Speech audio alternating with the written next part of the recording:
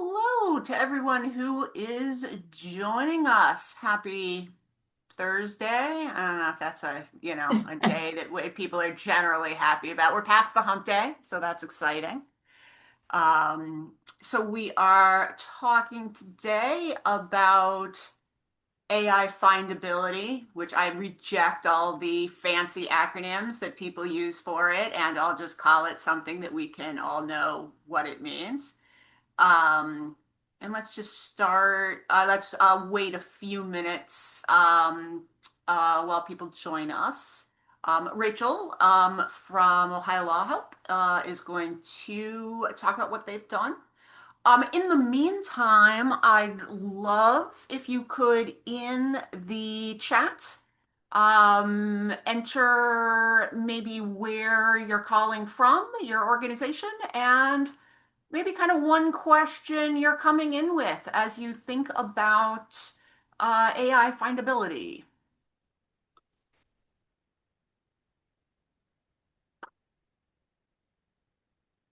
Welcome to, I'm seeing a bunch of familiar faces and some new faces, so both are very exciting. Hi, Amanda. Oh, I'm so sorry you've been sick. Yeah, it's been a lot going around. Thanks.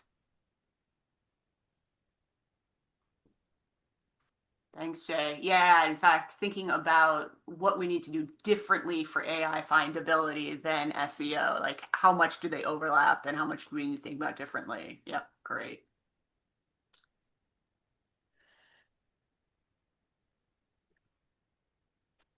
Hello, Grace. Hello, Jay.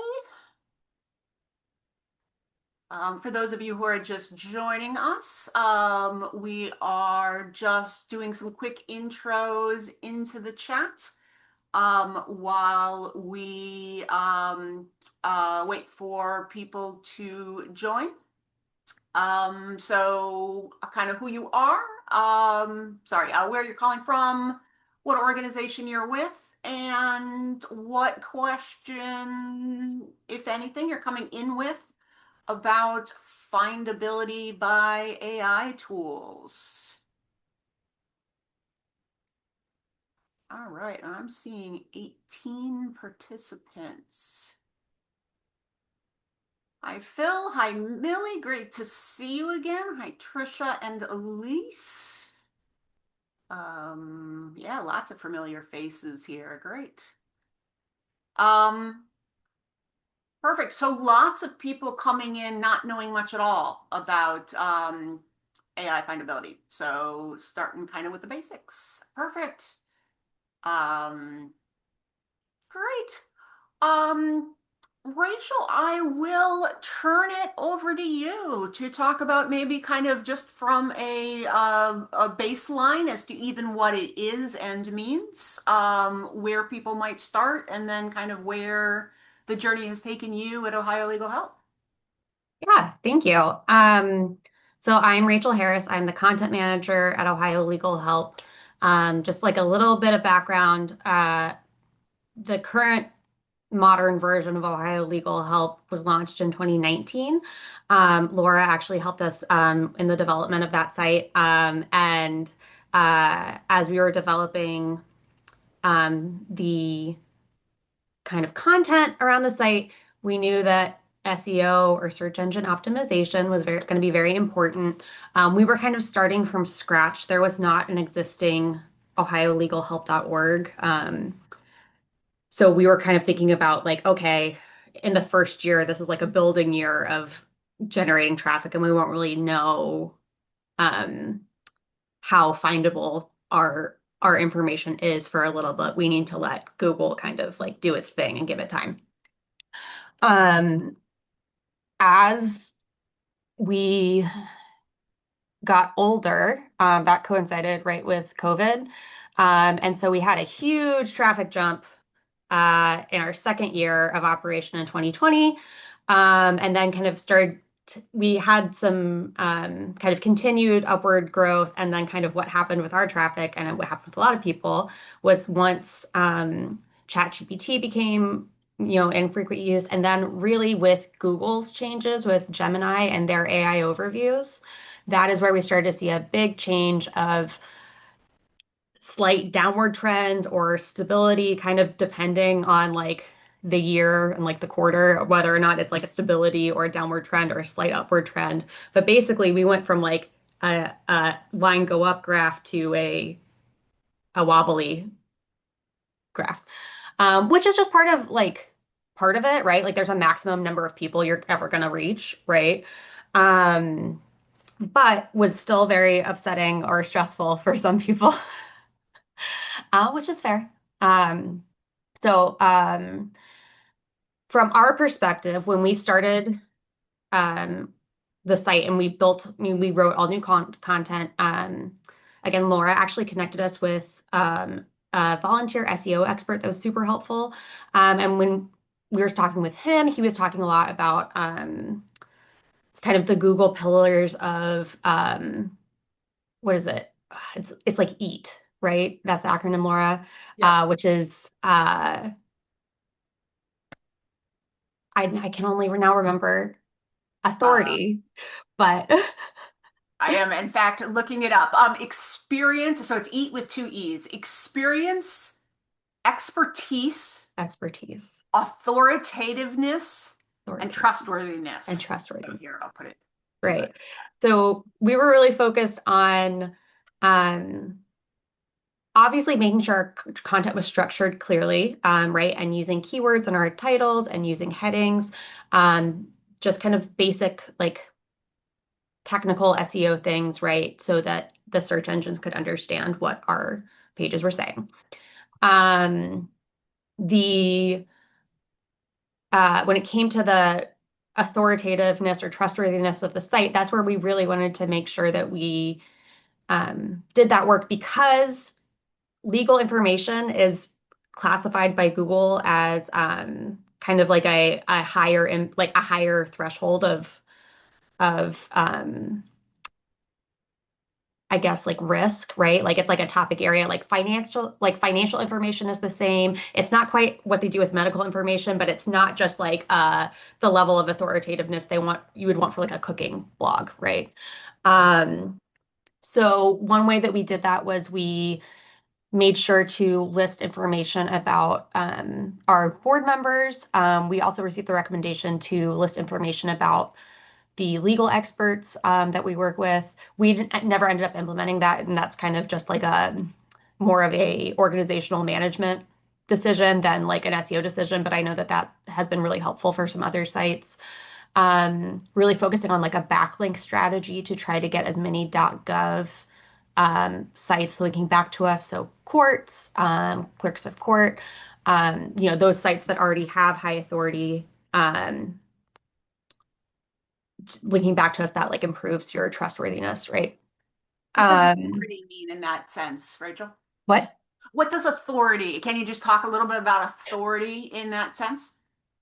So basically, my understanding, and I'm not an expert, but my understanding, right, is that you want to have, it's almost like we were thinking about the backlinks. Like the backlinks are like an endorsement, right? Like when we're being linked to by the Supreme Court of Ohio, like based on, you know, the fact that they are the, dominant, court for the state, right?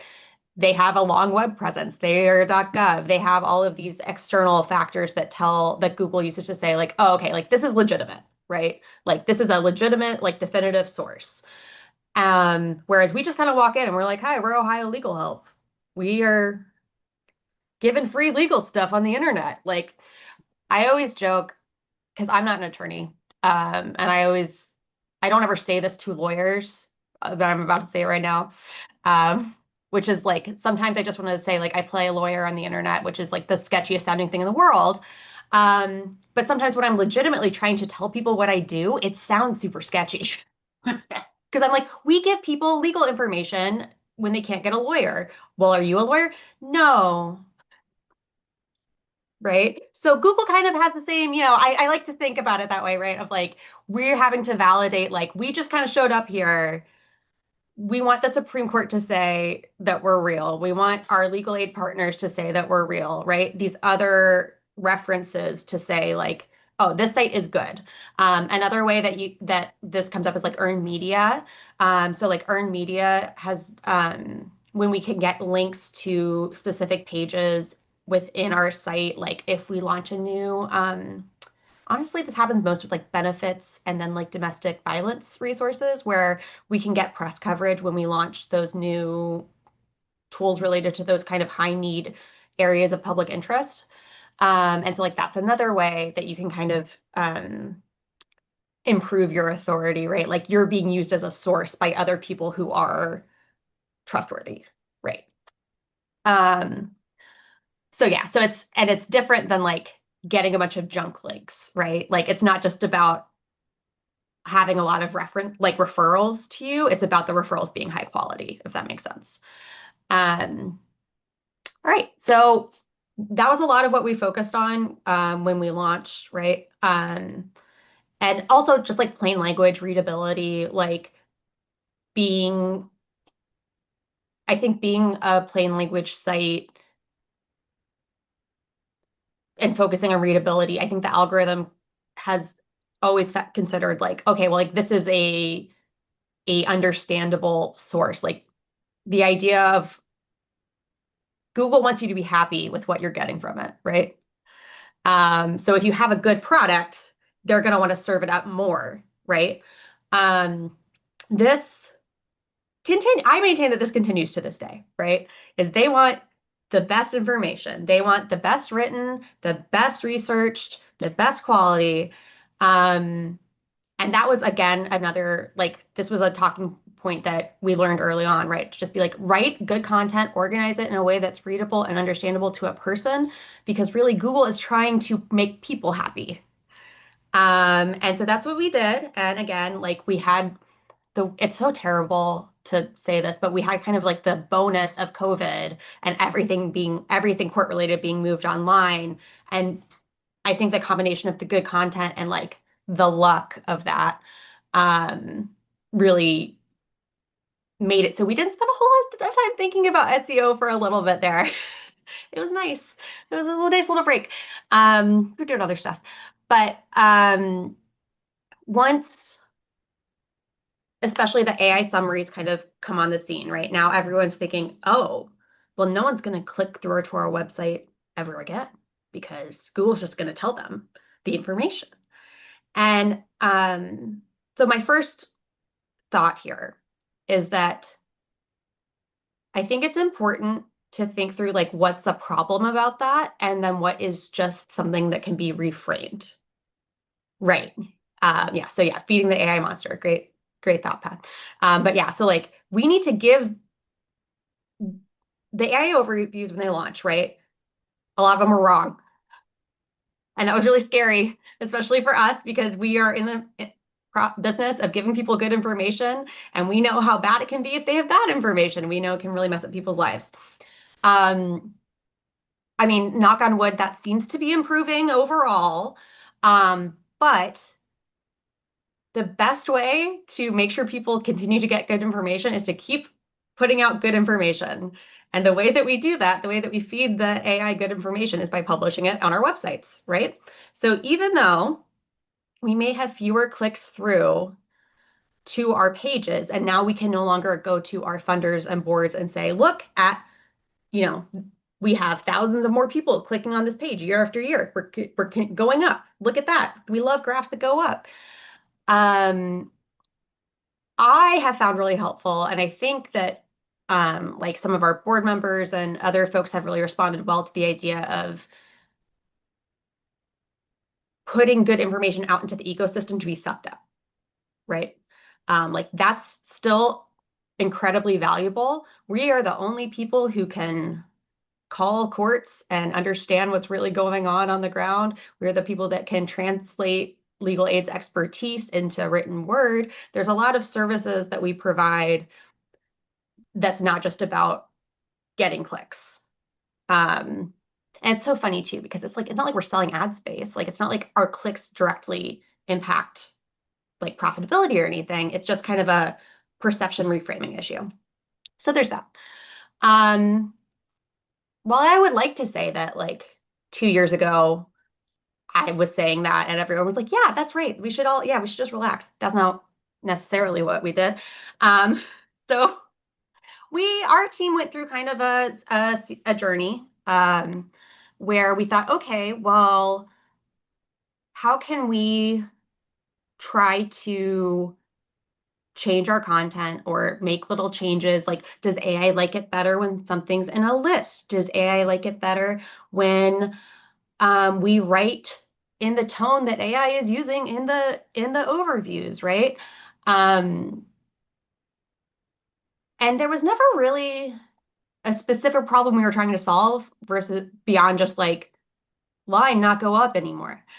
Um, and so we did a few different things, and essentially what we found was that like there was not any magic little tiny change we could make or like say like make sure we put step one in a heading versus just having the heading, right?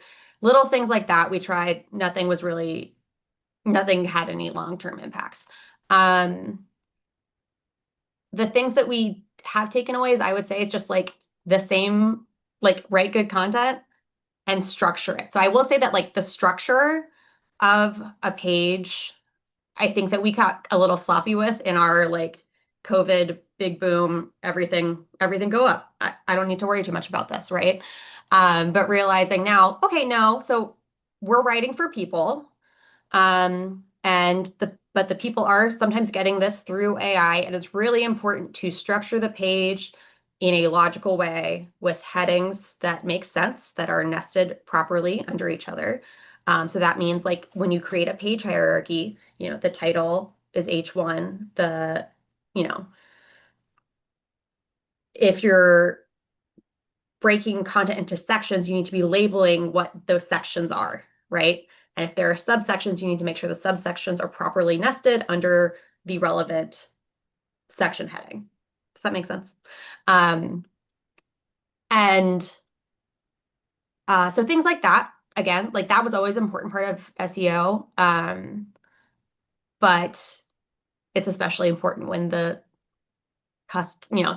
primary way that people are absorbing your information is, I mean, not primary, but more and more through these AI tools.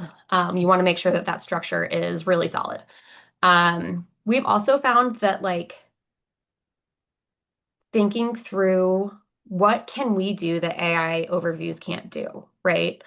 So it's not necessarily, so I said earlier about, we're the people that are actually getting the information about what's happening on the ground in real life and putting it online.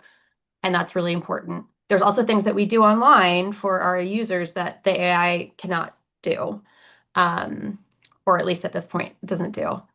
So like document assembly stuff, even though there are different tools and things are changing all the time, I can make sure that I have the correct version of the form that the court wants. I can make sure that the way that we're asking the questions is accurate and in plain language. We can make sure that our documents are,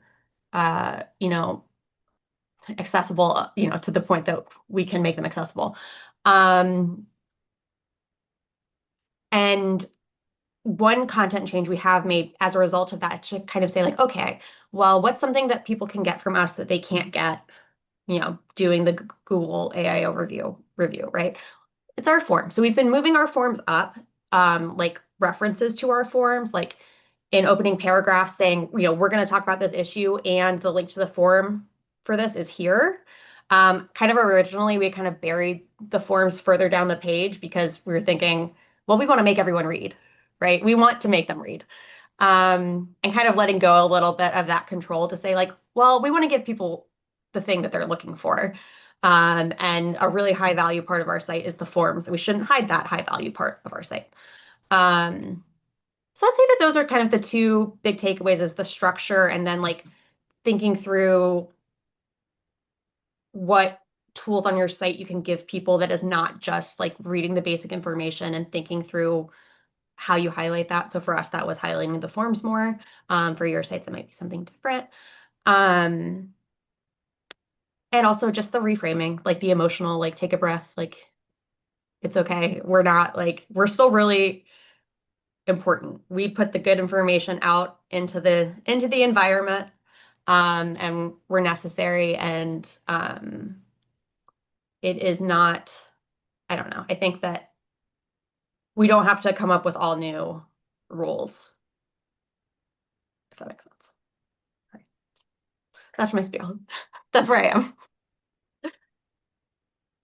That was so very useful. Thank you so much, Rachel. Okay, so I have questions myself, but let us open it up to, I have many questions, in fact. Let's open it up to the group. What questions do you have, either for Rachel or for each other?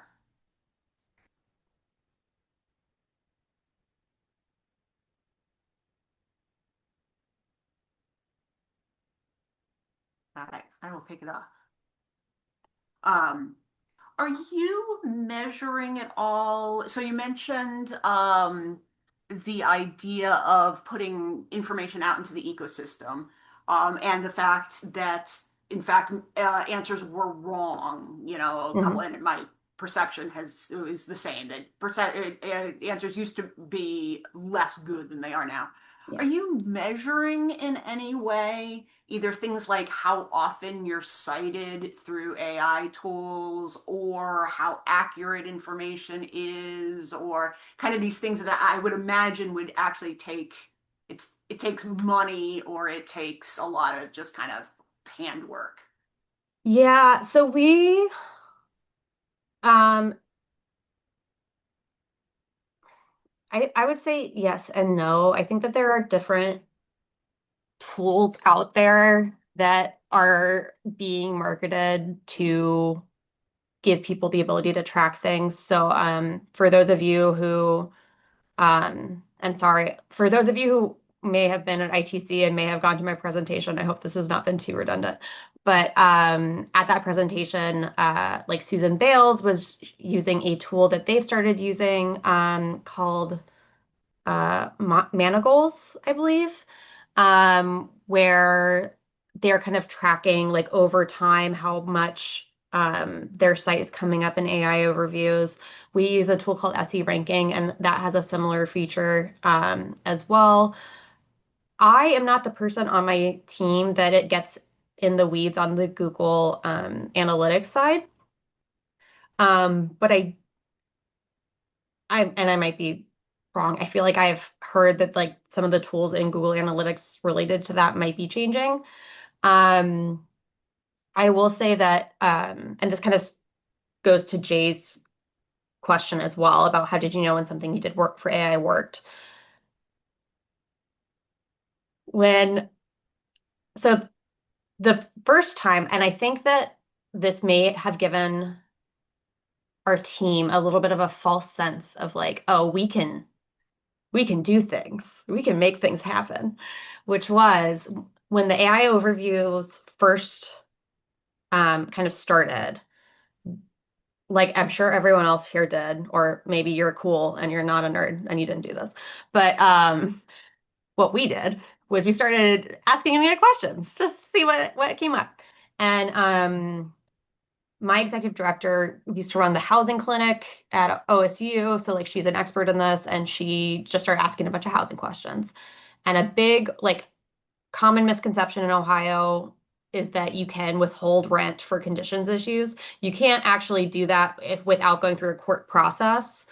Um, whether and compared to my other understanding in other states where you can actually just stop paying rent, you don't have to like go to court and be like, "Hi, I'm not going to pay rent anymore." Um, so the AI overview was like, yes, you can stop paying your landlord rent to like get a repair, right? And like that's maybe globally kind of true, but is very misleading. And if you just stop paying your landlord rent, you will be evicted. It doesn't matter what the conditions are. Um, so like that was really alarming. And my actually Susan, my boss, had the thought, let's just write the question, can I withhold my rent in Ohio if I have a conditions problem? And we put that at the very top of the page. We put that question in a heading, and then we said no. We said, you cannot do that. There is a process, but if you just stop paying rent, you will be evicted, right?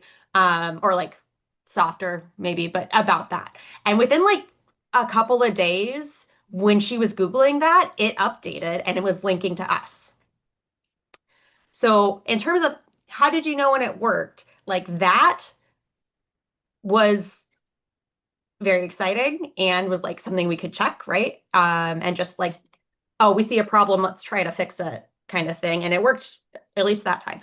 Quite frankly, I've not come across too many, like, we kind of looked for things that we knew were like obviously hard to discern in like a one sentence answer, right? Like the complexity of the rent escrow, like these high volume things.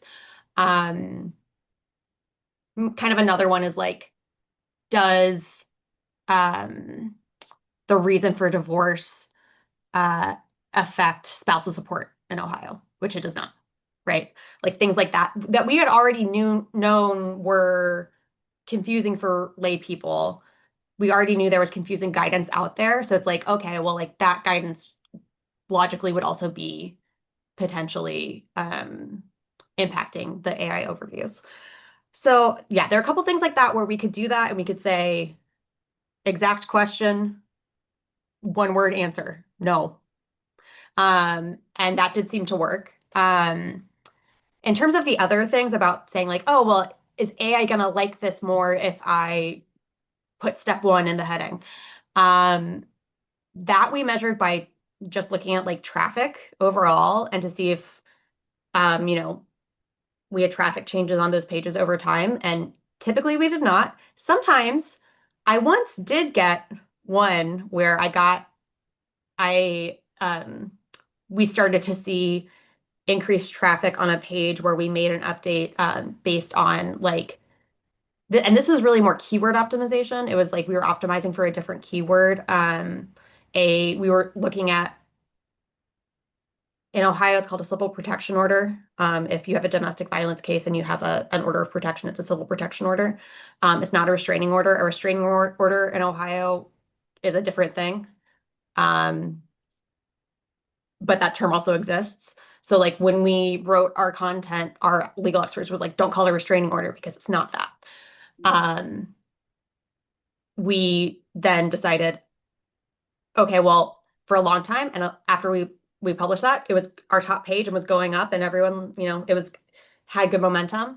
And then in the past year or so, it has started going down, right? It's no longer our most accessed page. It's trending overall down in traffic. We know that it's not like domestic violence is better. Um, so we looked at it, we said, okay, we looked at actually Search Console data to see what people who were searching, who were getting to that page were searching for. And we did see that a lot of them were searching restraining order. So we added a more fulsome explanation, right? Of you in other states, people do call this a restraining order. You're right. Like that is the thing, right? So validating the user that this is the information you're looking for. We're not going to call it that, but like kind of making sure we're matching the user's expectations. Like we don't want them to say, I want a restraining order, and they don't see that explanation. They say, well, that's not what I want. Um, so things like that ended up, we did see an increase in traffic. And then like 3 weeks later or like a month later, there was a Google Core update. And then it went right back on its merry way down. So that's the other thing where like I have a little bit of I kind of go into like a Zen place of like the algorithm, man. Yeah, we don't know what it's doing. We can't spend our time worrying about that. Ultimately, I do believe, and in that particular Google Core update, what we realized, and this is potentially anecdotal, so it's not like I don't have hard data to show you on this, but what we noticed was after that update, the Supreme Court pages on domestic violence started coming up before ours, which like ultimately that seems good.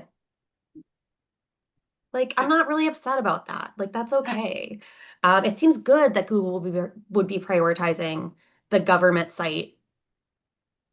You know, it's okay. So Yes. So, but yeah, so like that's where we're kind of at with that. We have kind of moved away from like micro monitoring, like I'm gonna do a little, I'm gonna add more bullet points to this page and then I'm gonna check it every week for 6 weeks, right? Like we've kind of stopped doing that. I think perhaps emotionally for our team, we needed to do that. But you know, you guys don't have to do that. I would not recommend you do that. Um, the tool, yes, Jay, the tool that Susan Bales uses is called Manacles, I believe. It's let me just do a quick look up. Yeah, I was Googling for it, and I'm like, you get all sorts of things when you try to Yes, variations on that name. sorry, it's Mangools. So it's Mangools.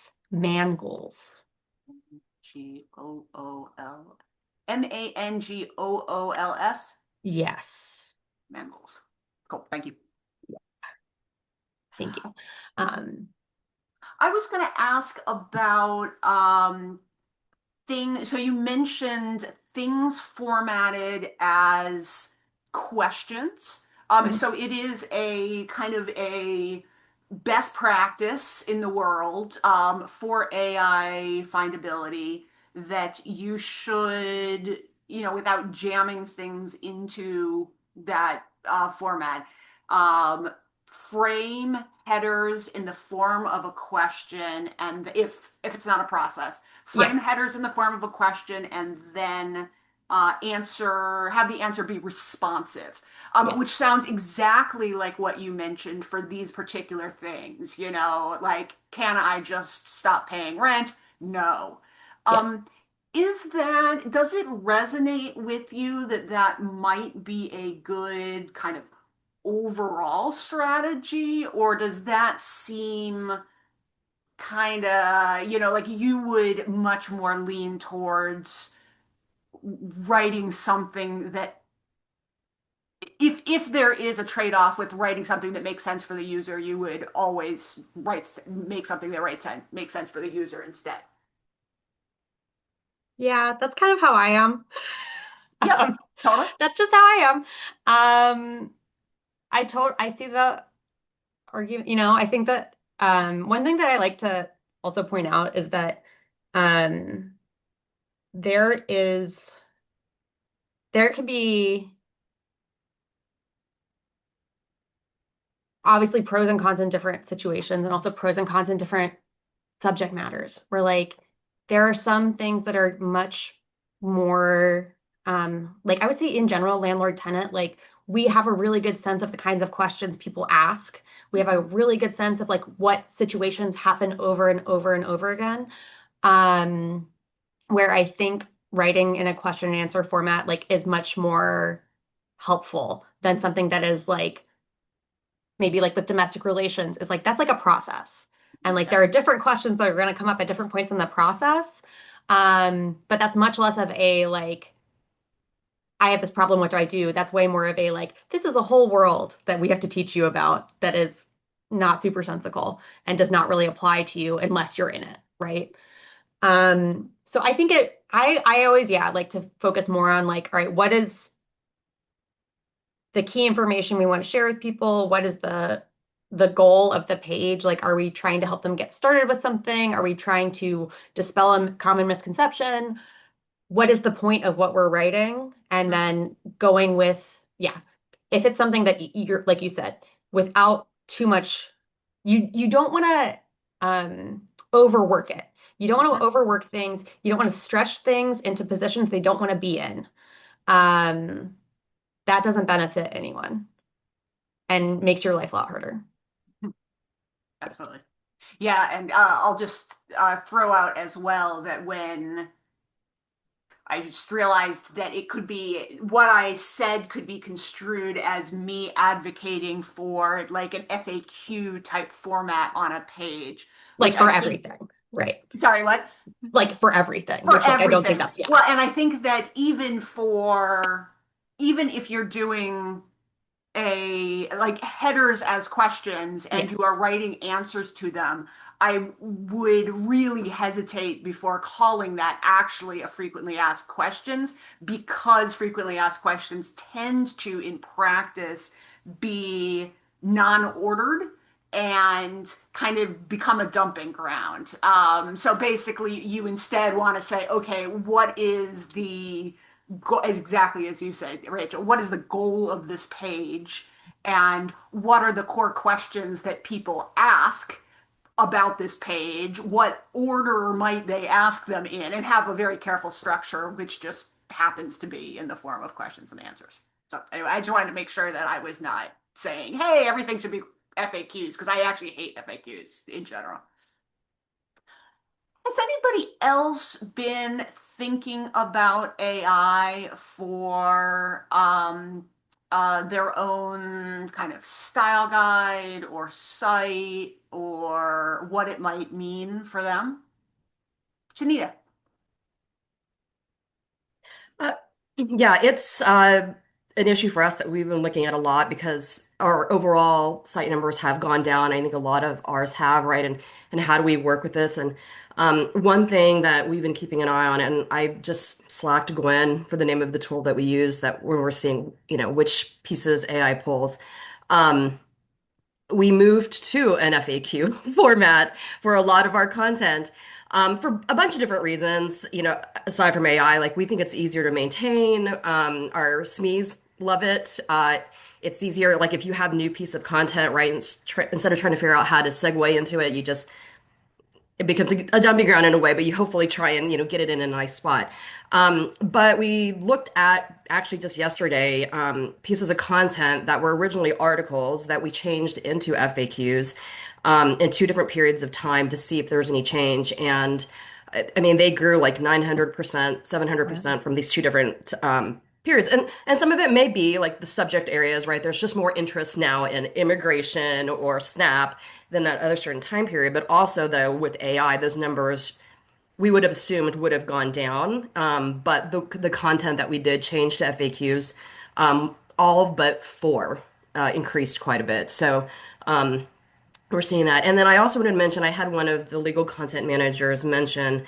So they use ChatGPT. They've created a particular format and optimization that they wanted to do. And they believe that that actually helps ChatGPT pull because ChatGPT was kind of used to help them write it and develop it. So I don't know. We were going to look into that more to see if that actually, but that was their gut kind of feeling that that helped with that. And so we're looking into that as well. We're trying out different options and seeing what works and doesn't because yeah, I mean it is a struggle for us as well with our site numbers going down and trying to make sure that our information is out there. So we also have a lot of automated forms on our site and um, it's starting to do that and it bare bones kind of forms that it's doing, but it's starting to produce the automated filled out forms too. So Interesting. Yeah. And so it feels like you're saying, so I heard Rachel say that at Ohio Legal Help, they're kind of, sorry, Ohio Law Help, they are Our legal help. It's legal help. legal help. Yeah. So the idea of putting the information out in the ecosystem is kind of a core good. It sounds like you are thinking that it's important. Obviously, there is some core good in having information out there, but that you would very much like to them to come to the site in order to use the forms and things like that. Janita? Yeah? Yeah. sorry, I put myself back on mute. Yes. Yes, and I'm trying to remember what it's called, but it's like that little figure of the snake eating its tail that over time, right? Like you don't want all the content to be this kind of created, but you there needs to be an original source of Mhm. reliable information that people can go to that is not just permutated over time, from different AI sources. Because yeah, every time we run something like we have an Ask Aleo feature Mhm. on the site that I to be honest, I'm not a great fan of, because every time I use it, right, it changes the answer just slightly, slightly to make it not right. And so and that is something too where we have guardrails built in, right? It's supposed to just pull from our information, and it's still not like something I'm comfortable with, right? And so I think we're still working, on getting to where it needs to be. But yeah, we want to be that original source Right. that is reliable, that people can pull from. Yeah, absolutely. Yeah, I will say that I would be interested to hear back from you guys about is the ChatGPT writing getting more pickup, which may also be hard to measure, right, if we're doing other changes at the same time. But because that is another thought that we had at some point. Um, and maybe I just have control problems, but I was we haven't done it. We haven't done it. We have a really consistent voice on our site. We have multiple we do have a multi-person content team, so it's not just like me. But we do have a really consistent voice that we like, that we think is clear.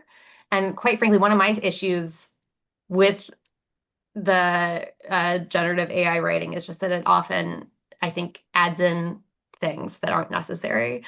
Um, and so that we just, from a purely like stylistic point of view, we just decided not to test that. But I would love to know and not to test that. Interesting. I'm curious if either of you have tested. So another thing that kind of has come up for me as we've been looking into this a lot for the upcoming Virginia Law Help site, both for AI findability and also there is on the roadmap um, our own chatbot off the content, and we understand that the same things that help with findability can help to um, help a internal RAG chat button. Sorry, I think I've raised my own hand because I'm doing hand gestures here. A RAG chatbot, sorry, meaning a chatbot that is off your own content. So the same things can help it to kind of consistently answer questions and stuff like that. If you have a consistent way of formatting data.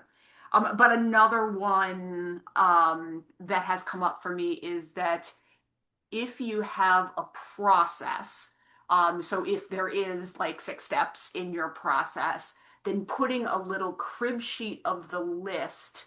So it's like how to get a divorce, and it is these 6 steps that you need to go through.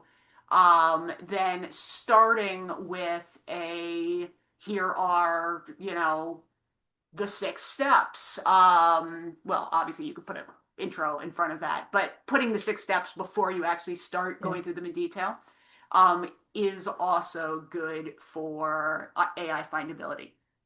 Have either of you tested that? I'm curious as to. It's funny because we haven't tested it, but it was something that we started doing um, as because when we started, our articles were a lot shorter, and as we started putting out more information on a single page, that was just something we started doing. And you're right, those pages usually do well. The longer pages, I Yeah. think, are also tend to do well Yes. SEO wise. Yeah, and so that gets tricky to me just between user, so catering to visitors and catering to SEO. Like, Yeah. yeah, like you look at on some of these sites that are all about SEO, and it'll be like it's like a freaking 18 word pages long, Yeah. because that is good for SEO, but yeah, that doesn't help any of our visitors. That's Right. overwhelming. So yeah. Yeah. Janita, any thoughts on that, on processes and formatting them? I have not taken that step of actually, going comparing before and after making. I feel like I need to do that in the face of everything going on. We're also just trying to, I don't know, so many other bits and pieces of trying to get a handle on, AI and how do we use it and to what extent we use it and all that. But I do need to focus more on the changes to our site when we implement certain things like that. But yeah, I don't know. We also have somebody else too that focuses more on our analytics. And so I can ask them. Right. Oh, so I'm going to go back through. I know we have a couple questions here. Shelley has a link to a study that says humans prefer AI generated content. I have to imagine that can't have been like across all writing and across all AI generated content.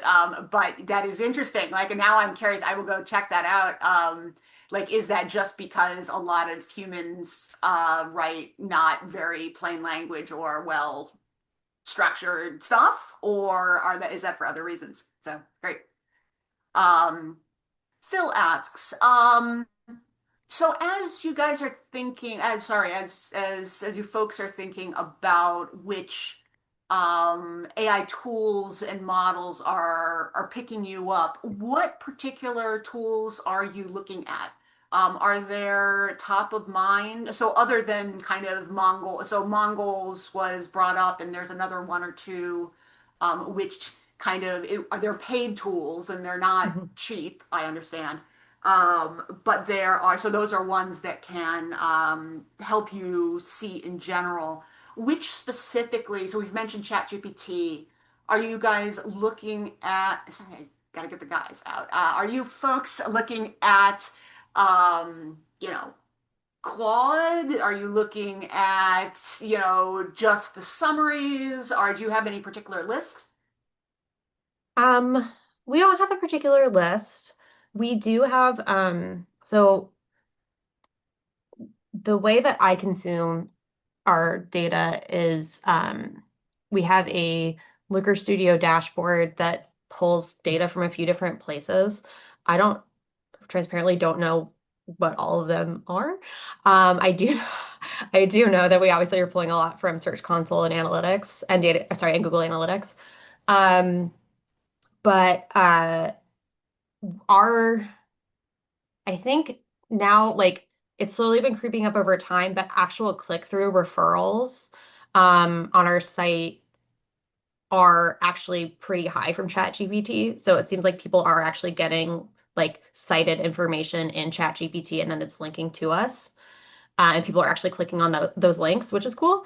I can't tell you exactly where it is, but it's definitely in our top 10 like referrers every month. And I would say that no other like I we haven't seen the same amount of referrals from like Claude chatbots or other groups. There was a way, um, I don't know, it's just enough to get myself in trouble, but there is a like degree of being able to, and I think it's based on like basic so in our data team can somehow tell like, oh, this is like a pull versus like a visit. Like this was like a bot crawl versus like a true visit. Yeah. Um, and I don't know how they do that, but we have seen more of that, right? Like over the past couple of years, right? And so sometimes we're seeing a bunch of bot traffic, and that gets like filtered out, right, of our Google Analytics like Looker dashboard because that's not what that's set up for. But it can be seen on other, like I think we can see it on our like hosting platform. So like Pantheon is the hosting service we use, and we can see those like bot hits, if that makes sense. I'm gonna stop talking now. Great. I don't know what I'm saying. Really Um, great. Um, Tanita, any specific thoughts on what you monitor in terms of the AI tools specifically or AI generated information specifically to know how you're being picked up? Uh, Gwen, our deputy director, monitors all that, and I'm still waiting for her to tell us what tool she uses. But it does like Rachel, I recognize like she sent me this before. Okay, this Like will use this. Yeah, I'm like I don't know what it's someone called. knows. Just sends me a photo of it. As soon as she responds, but our everyone at Leo has a paid Chat GPT account, and then we create certain tools that we then share with each other that have certain instructions and make sure it does this and doesn't do that sort of thing. And then work with the product team to make sure it's as precise as it needs to be for what we need to do. But yeah, I don't have any other Yeah. specific information about. I'm not really good about those sorts of details, so. Well, and I will say too, on our team, we have our product manager, his name is Matt Keister. He has been doing a lot of different kind of demo products. So like we have developed kind of a very similar feature to Ask Aleo, but we just haven't launched it. And we've developed some other AI tools. Like we are actually testing right now and getting ready to launch a tool that we're using AI to basically pull data off of a document. So it's not generating, like we're writing all of the text that it spits back out, but it's the AI engine is what's pulling the data from this document that comes from the Ohio BMV or DMV. Um, and like we're really excited about that because that is one of those situations where like, oh, we found, I think we're using Claude for that, and like this model is doing it really well every time. We've not had it's not hallucinating, whatever. We're giving people the chance to double check it, and they can make edits if it does get something wrong. And then the phrasing that is being given to them is still stuff that we have written and still stuff that we control the exact wording of, right? Um, so that's just like one idea of even even AI generated writing hater can be excited about. So Fantastic. All right, in a few minutes before we wrap here, this would be a great time for last questions for Rachel or Tania. A great time to let us know if you have done stuff in this area yourself, have thoughts to share.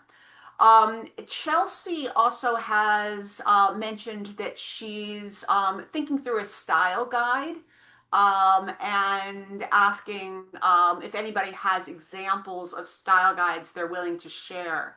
I know Chanita, though, so Leo has, I love Aleos. I like to tell people to look at Aleos. yeah, they have so kindly just publicly posted their entire style guide and a bunch of other stuff. Um, Shanita, do you happen to have that link available? I could probably go find it. So that's one that is, yes, we also used pretty extensively. I can check on sharing Virginia's. Rachel, do you have one for Ohio? Yes. So I'll send you the link. The folks at Stanford actually in their like build out, they took ours and I think that they maybe cleaned it up a little bit. So I'm going to Oh, share the cool. version that they did uh, because it looks better.